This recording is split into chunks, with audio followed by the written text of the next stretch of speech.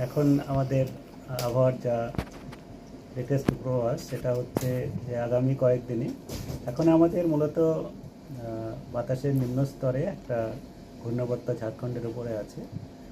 আর এরই প্রভাবে হালকা থেকে মাঝারি বৃষ্টিপাতের সম্ভাবনাই কেবলমাত্র থাকবে আগামী কয়েকদিনে, যেটা বিস্তৃত হচ্ছে এরকম যে আগামী 24 ঘন্টায় আমাদের দক্ষিণবঙ্গে কেবলমাত্র বিক্ষিপ্তভাবেই হালকা থেকে মাঝারি বৃষ্টিপাত, বজ্রপাত সহ বৃষ্টিপাত হওয়ার সম্ভাবনা রয়েছে।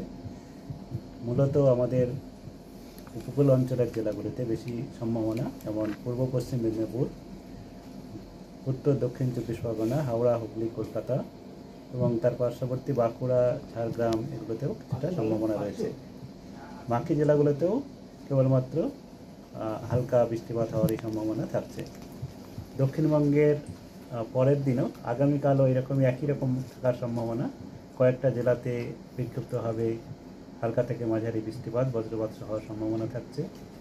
তারপরের দিন তাই, আর তৃতীয় দিনেও একই রকম থাকবে, বিক্ষিপ্তভাবে হালকা থেকে মাঝারি বৃষ্টিপাত।